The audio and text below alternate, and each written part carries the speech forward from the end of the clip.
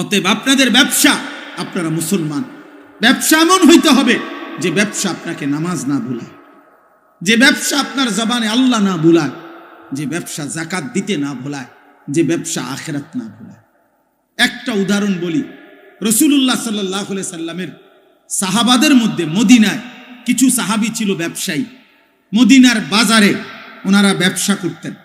তো নবীজি সাল্লাল্লাহু আলাইহি সাল্লামের জামানায় প্রথম জুমার নামাজের খুতবা, জুম্মার খুতবা বোঝেন তো না? জুম্মার খুতবা এখন আপনারা যে শুনেন, কখন খুতবা দেয়? জুমার ফরজ নামাজের আগে না পরে? আর ঈদের নামাজের খুতবা দেয় কখন? পরে। এ আগে প্রথম জুমার খুতবাও দিত, পরে। শরীয়তের প্রথম বিধান ছিল জুমার খুতবাও ঈদের নামাজের খুতবার মতো পরে হইতো, আগে নামাজ হইতো।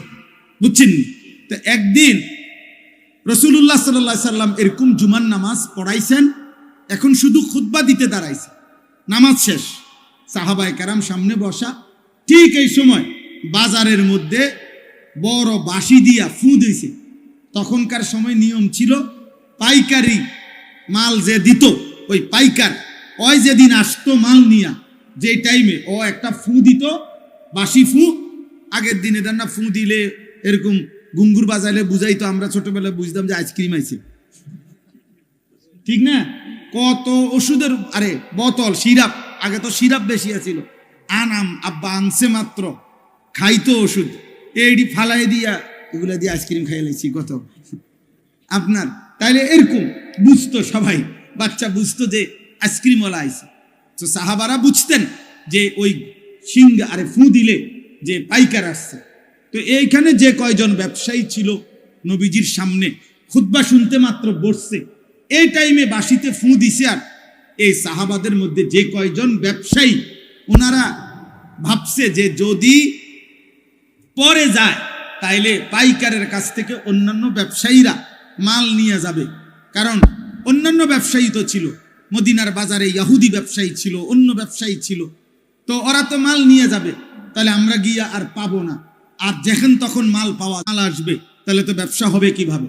এই জন্য এই কথা ভেবে যে নামাজ তো শেষ, এখন শুধু খুতবাটা, এই কথা ভেবে কসম খোদার কোরআন শরীফের তাফসিরে আছে, ওনারা মাত্র দৌড়াইয়া ওই পাইকারি মাল নেওয়ার জন্য ছুটে গেছেন।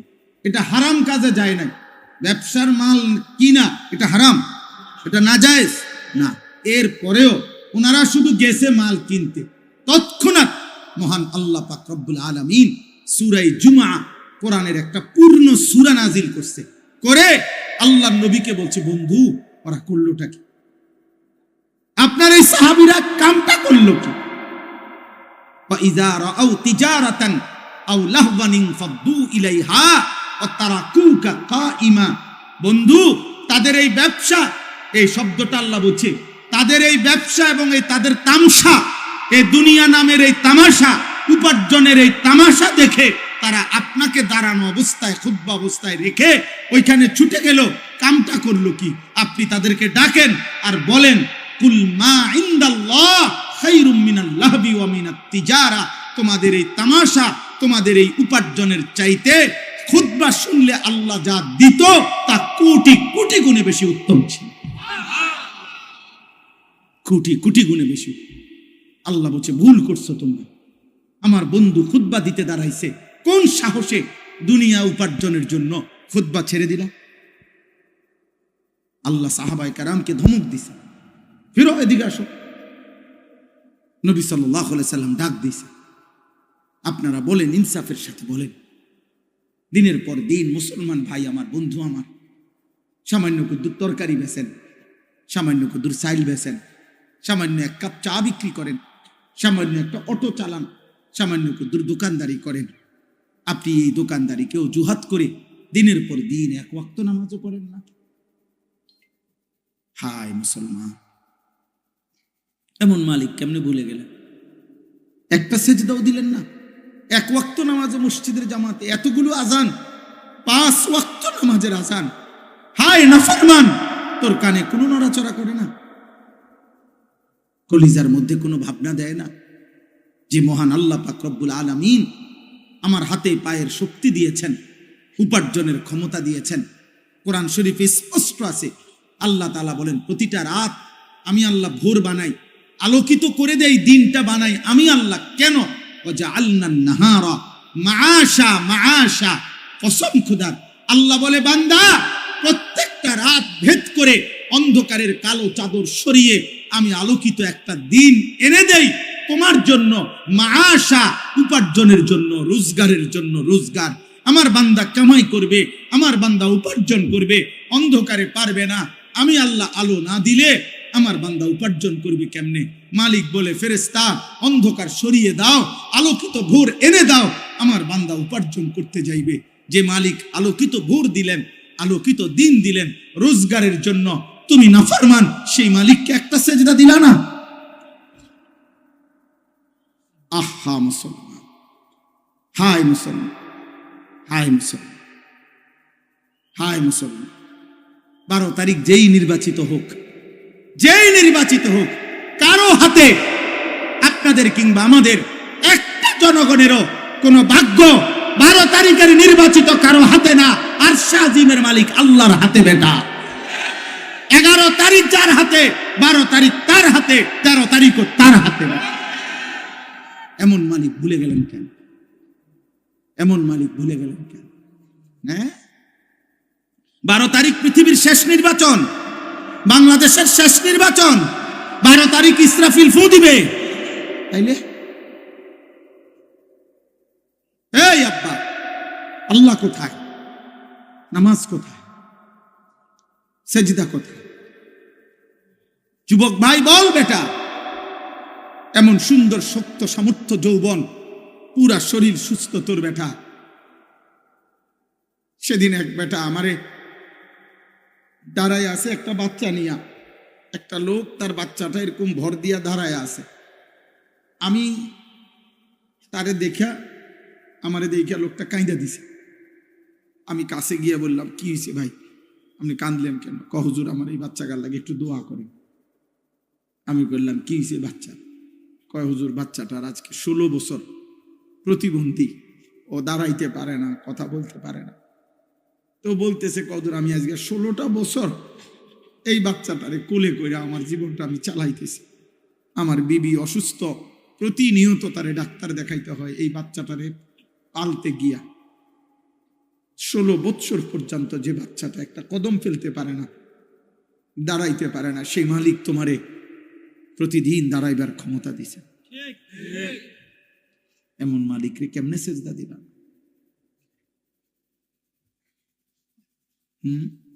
আমাকে এরশাদ ভাইয়ের একটা বাচ্চা ছিল না, আমি বহুদিন বলছিলাম এরশাদ মিয়া তোমার এই বাচ্চা, তোমারে আল্লাহ বরকত দিবে, তুমি তারে আগলাইয়া রাখো।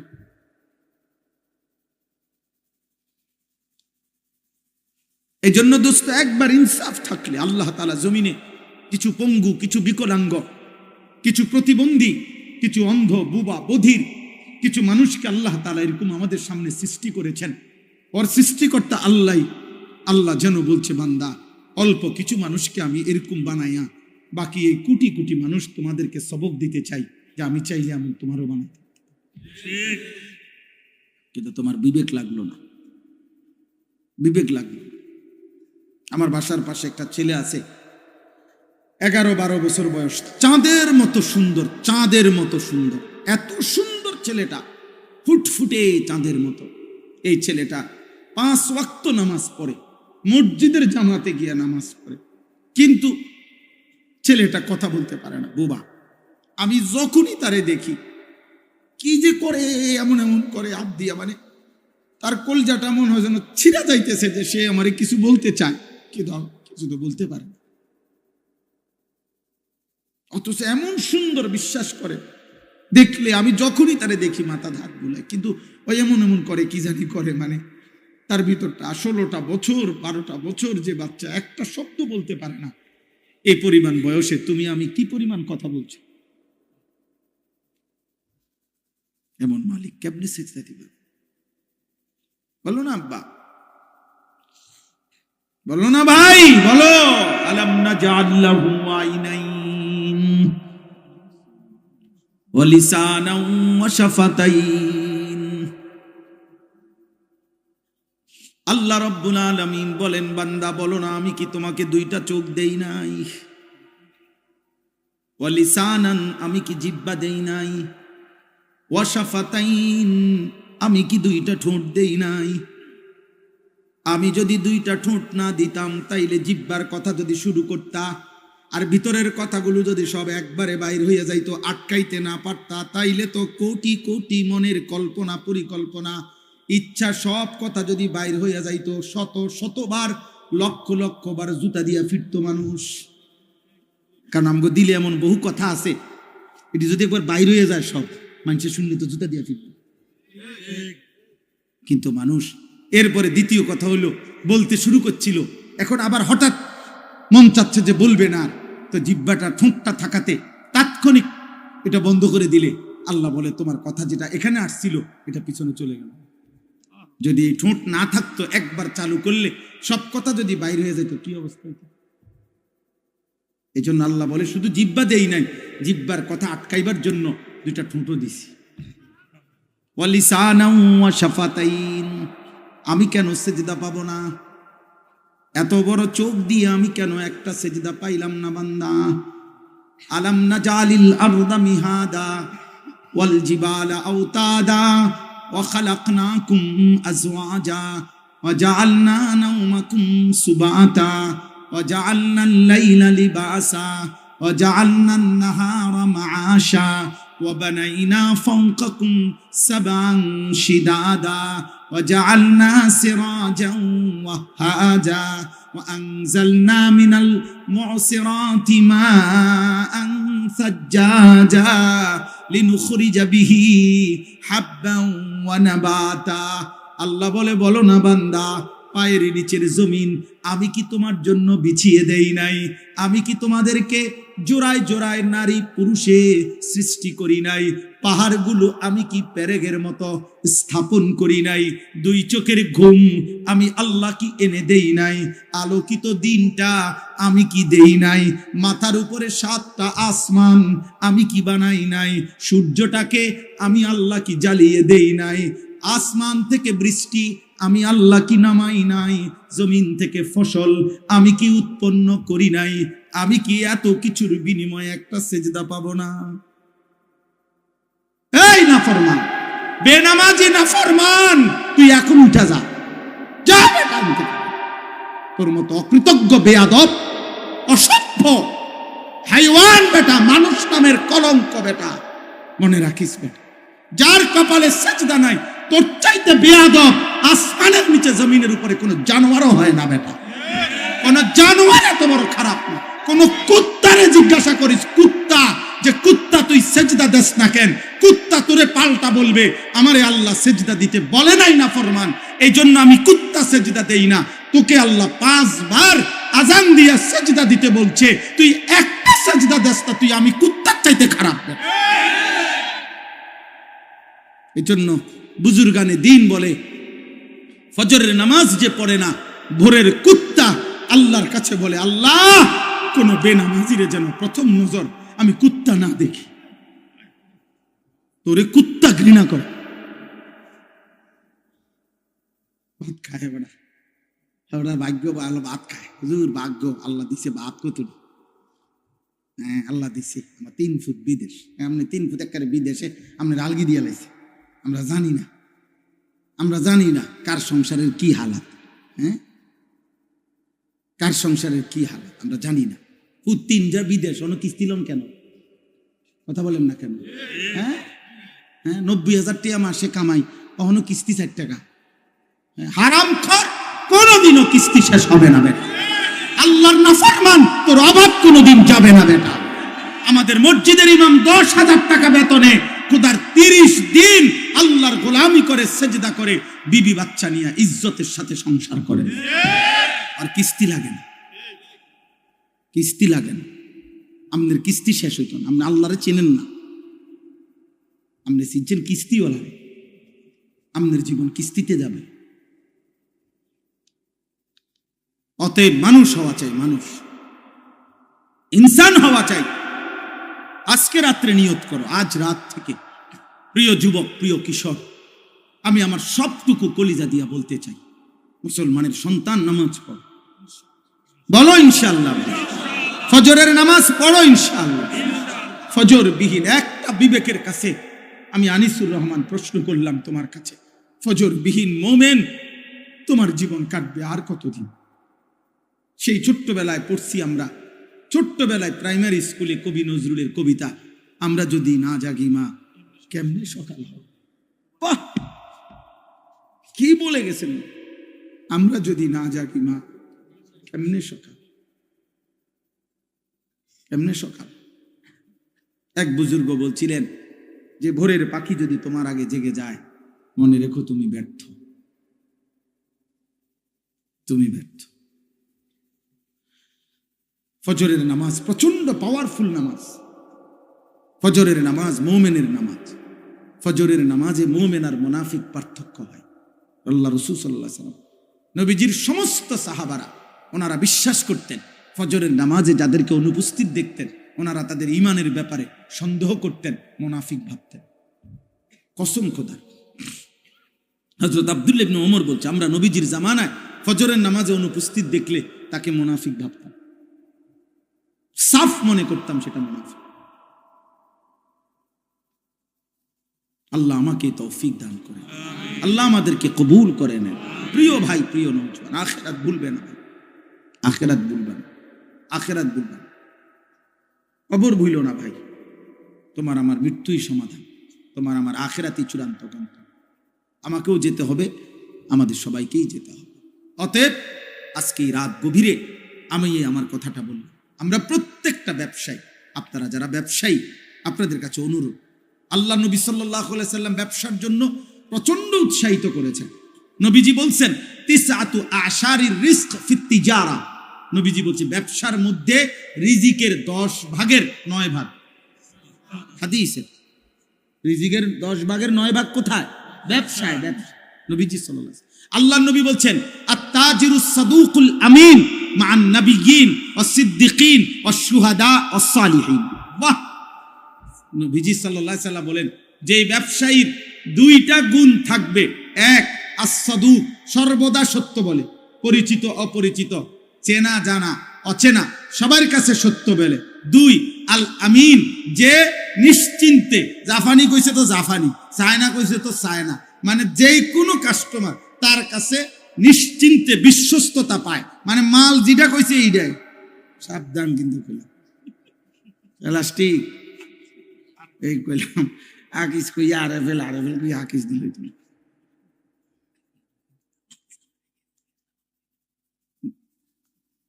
তাইলে এই জন্য বললাম যে প্রত্যেকেই এটা আল্লাহ রাসূল সাল্লাল্লাহু আলাইহি ওয়াসাল্লাম, যে 2টা গুণ, সব কথা কি বলে?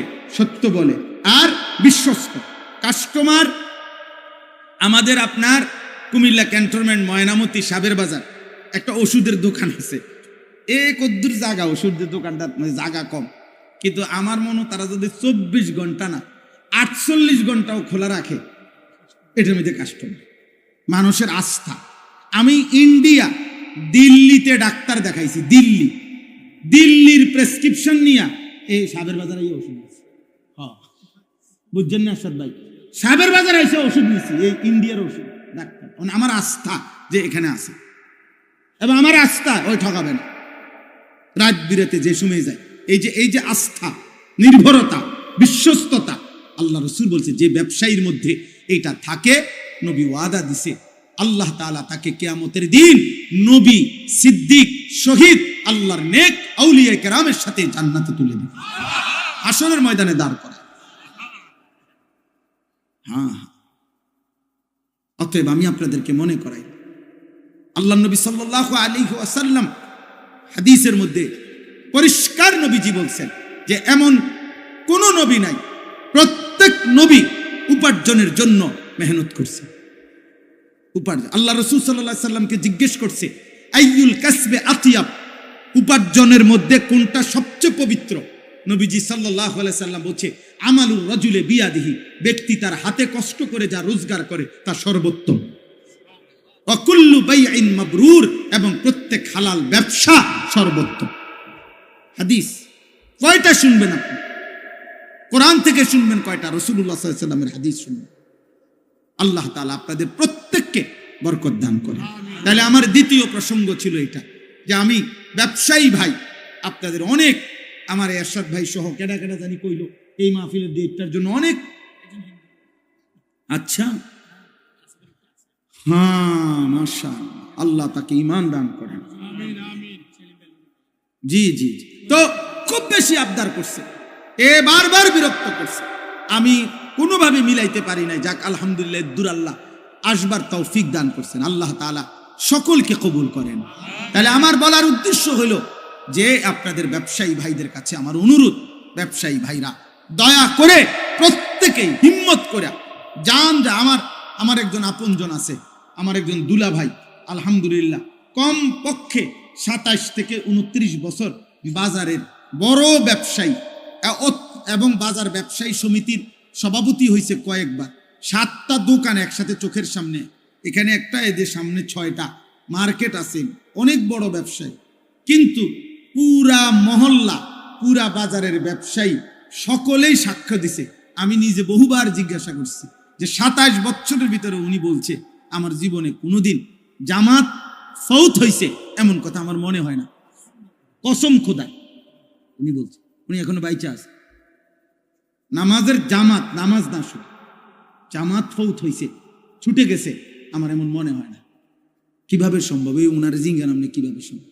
আপনি যদি লাগে আমি মোবাইল নাম্বার দিব, আমি তো এনে আই সবসময় কোম্পানিগঞ্জ তো আমগই বাজার, আমি তো এনে বিভিন্নখানেই বসি আইসা। অতএব আমরা প্রত্যেকে আপনাদের কাছে অনুরোধ, আল্লাহ তাআলা আপনাদের প্রত্যেককে আখিরাতের ফিকির দান করুন। ঈমান আমাদের শ্রেষ্ঠতম সম্পদ, কালিমা আমাদের শ্রেষ্ঠতম সম্পদ। আল্লাহ যার রব, মুহাম্মদ সাল্লাল্লাহু আলাইহি সাল্লাম যার রাসূল, ইসলাম যার ধর্ম, কোরআন যার কিতাব, খোদার কসম এই কায়নাতের সর্বশ্রেষ্ঠ নিয়ামত আল্লাহ তাকেই দান করেছে।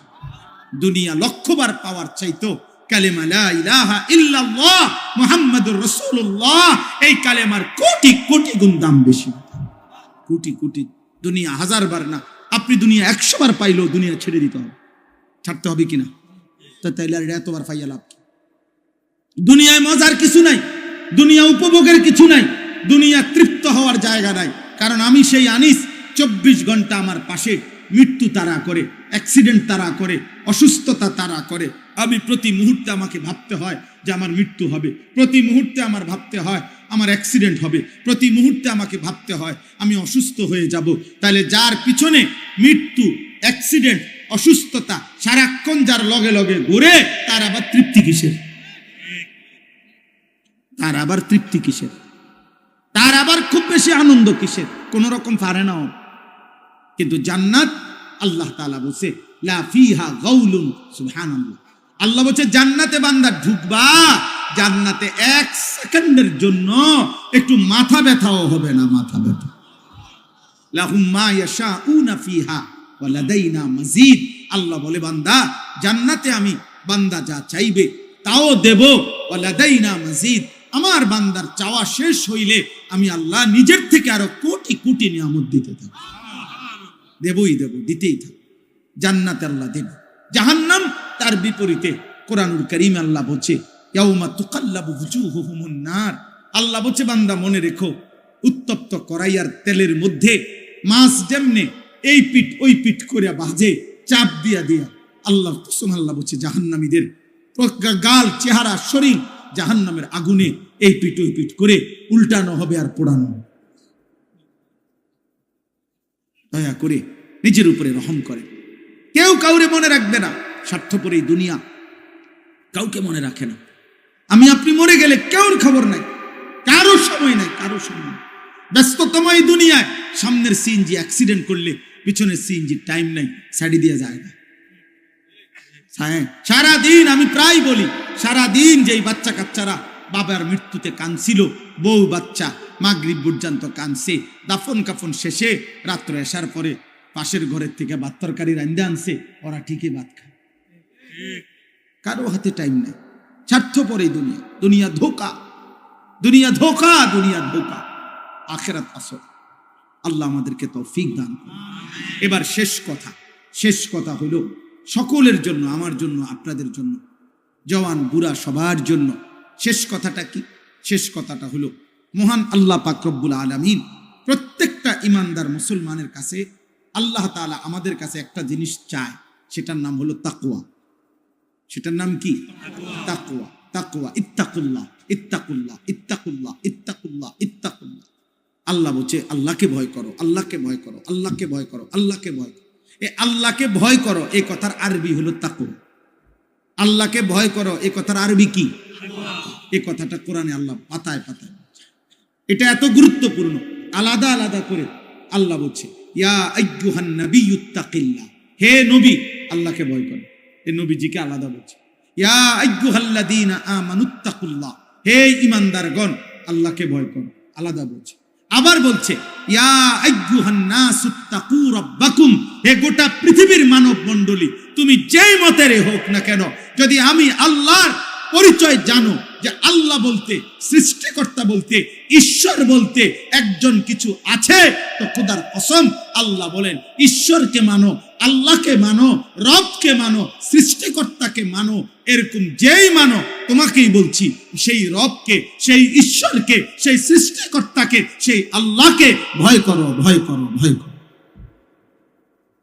এই জন্য আল্লাহকে ভয় করো, তাকওয়া। এই আদেশ নবীর প্রতি, এই আদেশ ইমানদারদের প্রতি, এই আদেশ সমস্ত বিশ্ব মানবতার প্রতি।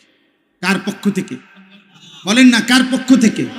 এখন এই তাকওয়া মানে কি? আল্লাহর ভয় মানে কি? আল্লাহর ভয় মানে দুই জিনিস, গুনাহ বর্জন, আদেশ পালন। এটাই কথা। সমস্ত গুনাহ ছেড়ে দেওয়া, সমস্ত আদেশ পালন করা, সব গুনাহ ছেড়ে দেওয়া, সব আদেশ পালন করা। মহান আল্লাহ পাক এই কথাটাই কোরআনে বলছেন, ইত্তাকুল্লাহ, ইত্তাকুল্লাহ, গুনাহ ছেড়ে দাও, আল্লাহকে ভয় করো, গুনাহ ছেড়ে দাও, আল্লাহকে ভয় করো, আদেশ পালন, আদেশ পালন। এখন আমি যে কথাটা বলতে চাই সেটা হলো, 11 মাস মনে করেন আল্লাহ পাক রব্বুল আলামিন আমাদেরকে বলছে, বান্দা আল্লাহকে ভয় করো, গুনাহ ছাড়ো, গুনাহ ছাড়ো, গুনাহ ছাড়ো, গুনাহ ছাড়ো, হুকুম পালন করো, সেজদা দাও, নামাজ পড়ো, গোলামি করো, বন্দিগি করো, জিকির করো, তিলাওয়াত করো, তসবিহ পড়ো, হালাল খাও, হারাম ছাড়ো, চুরি ছাড়ো, জিনা ছাড়ো, মদ ছাড়ো, জুয়া ছাড়ো, হত্যা ছাড়ো, খুন ছাড়ো, সন্ত্রাস, কুফর, শিরিক, মূর্তি পূজা সব ছাড়ো। ছাড়ো বান্দা, ছাড়ো, ছাড়ো বান্দা, সব বাদ দিয়া আল্লাহ তাআলা এইবার ইমানদার মুসলমান পরিচয়ধারীদেরকে সর্বশেষ আল্লাহ বলছে, বান্দা এবার ঠিক আছে, 11 মাস তুমি কোনো গুরুত্ব দিলা না, বেশি ভুল করে ফেলছো, অনিয়ম হইছে, আচ্ছা যাও বান্দা, আমি আল্লাহ, তুমি মোমেন, তোমারে বলছি সব বাদ দিলাম, 11 মাস সব বাদ, এবার শুধু নতুন করে আমি একটা মাস দিতে চাই, মাহে রমজান। এই একটি মাসে আইয়ামাম মাদুদাত, গুনা গুনা 30 দিন অথবা 29 দিন, 31 দিন হবে না বললাম, সাফ কথা, যা কথা তাই কথা, 30 বা 29, এই 29 বা 30 দিন আমি বান্দা তোমার জন্য দিলাম, রমজানের একটা চাঁদ উঠাবো, তুমি এই 30টা দিন গুনাহ ছেড়ে দিবা, আমার হুকুম পালন করবা। আমি আল্লাহ 11 মাসে যেই নিয়ামত দিতাম, 1 মাসেই সে তাকওয়া তোমারে দিয়ে দেব, 1 মাসেই জান্নাতি বানিয়ে দেব। যাও বাবা, একটা কথা মনে রাখবেন, এই শেষ কথাটার ক্ষেত্রে এই কথাটা মনে রাখতে হবে, মহান আল্লাহ পাক মূলত বান্দার ব্যাপারে আল্লাহর ফয়সালাটা কি? আল্লাহর ফয়সালা মূলত আল্লাহ বান্দাকে মাফ করতে চায় বেশি, জান্নাত দিতে চায় বেশি। আমি এটা একটা উদাহরণ দেই আর কি বুঝার জন্য। আমার একজন খুব ঘনিষ্ঠ লোক, পরিচিত আর অনেকবার আমার কাছে কিছুদিন আগে আর কি গেছে, একটা মাহফিলের লাগিয়া মনে 5-7 বার 10 বার গেছে। তা আমি এইটা কই ওইটা কই, এমনি হেমনে ঘুরে গাড়াই, আচ্ছা আইয়ে নারী যাইয়ে নারী, আচ্ছা যান না, এমনি। একদিন উনি খুব আবেগে মহব্বত করে আমার একটা কথা কইছে, হুজুর আপনি আমারে আগে কথাটা পরিষ্কার করেন, আসলে আপনি আমারে মাহফিল দিবেন না, বুঝছেন না কথাটা, এইটা আগে ক্লিয়ার করেন। হুদা আমি বুঝছি, আপনি আমার এই গুরানি গারানি বাদ দিয়ে যদি বলেন দিতেন না, শুধু এই কষ্ট দিয়েন না, সাফ কথাটা বলেন, আসলে কথাটা কি। কারণ আমি এই কথাটা শুনে আমার আর দিলটা নরম হয়ে গেছে, খাইছে রে বেড়ায় ধাক্কারে জাগা দাঁত দিছে। আমি বলছি না না ভাই, আল্লাহ দোহাই দিমু, আপনার জান আজকে দিব মাফ, এখন দিব, তো দিছি মাফ। তো অর্থ হলে এই কথাটা বোঝানোর উদ্দেশ্য, আল্লাহ তাআলা যেন বান্দাকে বলে, বান্দা বিশ্বাস করো আমি তোমাকে জান্নাত দিতে চাই। আমি তোমারে মাফ করতে চাই বান্দা। তুমি বান্দা, তুমি আমার দিকে তুমি একটু দেখো বান্দা, যে আমি তোমারে মাফ করার জন্য কত আয়োজন করছি। তোমারে মাফ করার জন্য আমি শবে বরাত এক রাত সাজাইছি, এক রাতে কোটি কোটি মাফ করি। তোমারে মাফ করার জন্য আমি শবে কদর এক রাতে আমি আল্লাহ তাআলা হাজার মাসের রাত্রির চাইতে বেশি মাফ করে থাকি।